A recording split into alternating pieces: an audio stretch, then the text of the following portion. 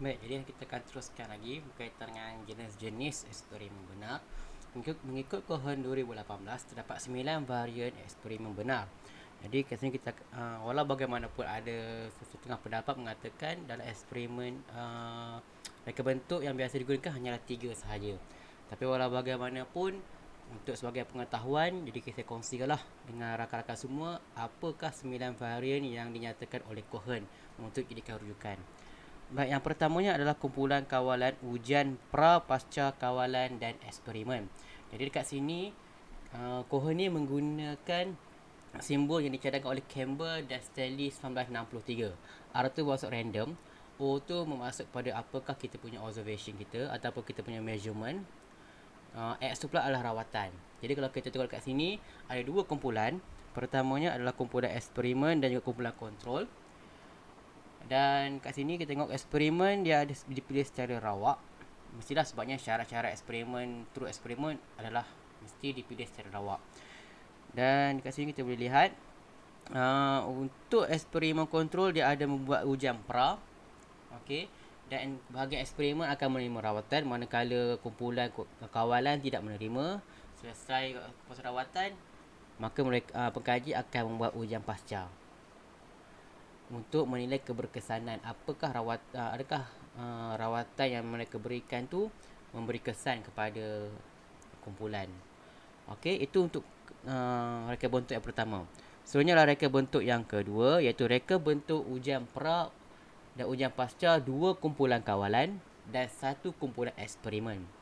Ini ialah reka bentuk Solomon, bertujuan untuk mengenal pasti kesan interaksi yang mungkin berlaku jika subjek membuat kesimpulan hasil yang diingini daripada melihat ujian dan ujian pra dan juga ujian pasca.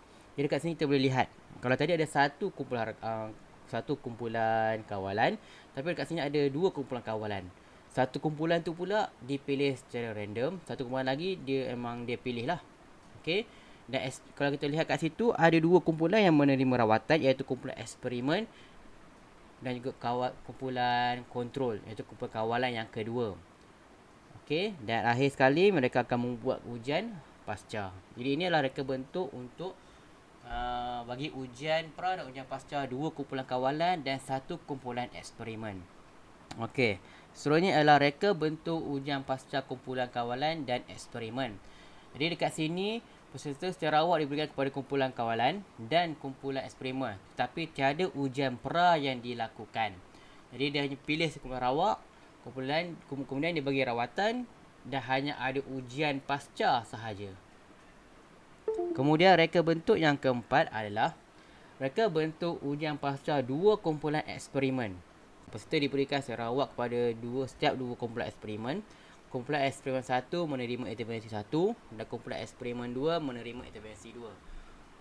Hanya ujian pasca dijalankan ke atas kedua-dua kumpulan. Jadi kalau kita lihat kat sini ada dua kumpulan eksperimen, dia tak ada kumpulan kontrol. Jadi dia tak ada pre-test ataupun ujian pra. Sebaliknya dia terus bagi pada rawatan dan terus melihat kepada hasil. Okey, seterusnya adalah reka bentuk yang kelima, iaitu ujian pra, ujian pasca dua rawatan. Okey, ini lebih kurang macam nombor 4 tadi, cuma bezanya adalah ada ujian pra. Okey, bentuk yang sama tapi yang tadi tak ada ujian pra, yang ini ada ujian pra juga. Okey, seterusnya yang keenam, reka bentuk pasangan yang dipadankan. Okey, peserta diasingkan kepada kumpulan kawalan dan kumpulan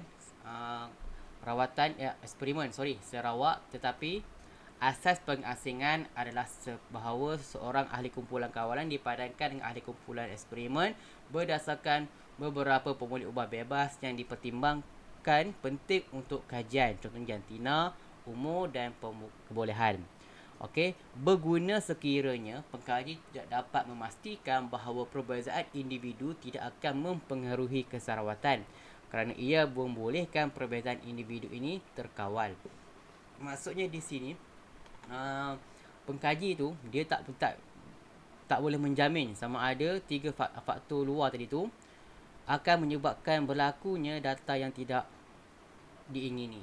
Okey, jadi nak kawal dia punya tu, so dia boleh gunakan kaedah yang macam ni. Okey.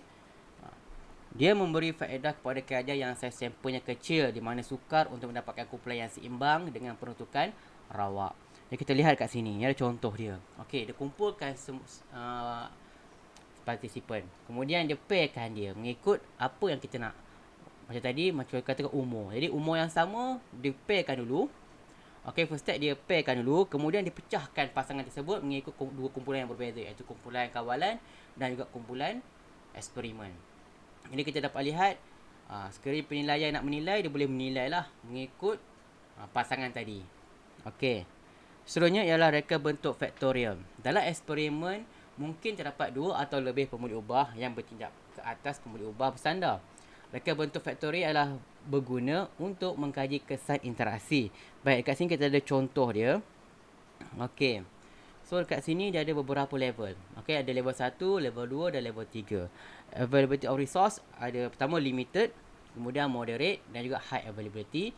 Kemudian berkaitan dengan motivasi, okey level 1 dia motivation ni ada little, motivasi yang rendah, sederhana dan juga motivasi yang tinggi. Jadi kat sini dia akan buat perkaitan. Contohnya di sini. Okey. Okey, terhad dibandingkan dengan little motivation, kemudian dia gabungkan dengan kumpulan moderate dan dia gabungkan dengan high motivation. Kemudian untuk kumpulan ni pun sama juga, moderate pun dia akan kaitkan dengan little motivation, kemudian moderate motivation dan juga high motivation. Dan seterusnya adalah high availability dikomparekan dengan high motivation, moderate motivation dan digabungkan dengan little motivation. Jadi kita akan dapat 9 kumpulan. Okey, 9 jenis interaksi. Okey, seterusnya ialah ini adalah contoh dia. Katakan kajian itu melibatkan dua pemuli ubah, iaitu pertama umur dan kedua ni adalah jantina. Okey, jadi kita boleh lihat perbandingan kalau sekiranya umur 15 tahun. Okey. Motivation for mathematics, lelaki lebih tinggi daripada perempuan. Jadi di sini yang dikatakan sebagai reka bentuk faktorial. Selanjutnya reka bentuk yang ke-8, reka bentuk parametrik. Peserta secara awak diberikan kepada kumpulan yang parameternya ditetapkan. Berguna jika pemuli ubah bebas dianggap mempunyai tahap yang berbeza atau julat nilai yang mungkin mempunyai kaitan dengan hasilnya pengesahan pendidikan, atau jika penyelidik ingin menemui sama ada tahap berbeza pemuli ubah bebas mempunyai kesan ke atas hasil.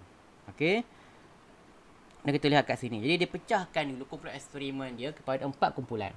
Okey, kumpulan 1 mungkin arah dia rendah, kemudian kumpulan 2 sederhana, kumpulan 3 ni okey dan kumpulan 4 ni memang yang hebat lah. Dan satu lagi kumpulan rawatan. Kumpulan rawatan ni biasa-biasa, dia tak pecahkan. Okey. Kemudian kumpulan eksperimen diberi rawatan dan dinilai. Okey. Manakala untuk kumpulan 5 tu, yang mana kumpulan kawalan, dia tidak ada menerima sebarang rawatan dan hanya akan dinilai melalui ujian pasca ataupun pemerhatian pasca. Okey, apakah kelebihan dia? Pekaji dapat mencatat kesan yang berbeza terhadap intervensi mengikut kumpulan. Kat sini mungkin lebih berfokus. Kalau intervensi ni dilaksanakan pada kumpulan yang lemah, apakah hasil dia? Kumpulan yang sederhana, apakah hasil dia? Okey. Dan seterusnya ialah reka bentuk yang terakhir, iaitu reka bentuk langkah yang berulang. Peserta dan kumpulan eksperimen diuji di bawah 2 atau lebih keadaan eksperimen.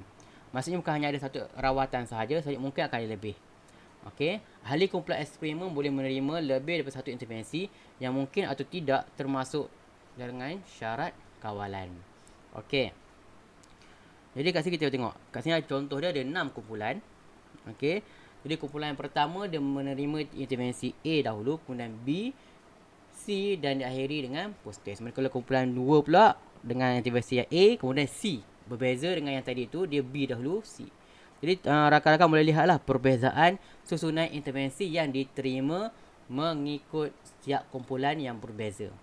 Okey. Kat sini dia nak tengok apakah mungkin pekaji nak tengok susunan mana yang dia perlu lakukan dahulu untuk memastikan rawatan yang diberikan tu lebih berkesan. Okey. Jadi tadi maka dapatlah kita lihat ada 9 bentuk ataupun reka bentuk untuk eksperimen benar di bawah Cohen 2018. Jadi itu sahaja daripada saya. Sekian, terima kasih.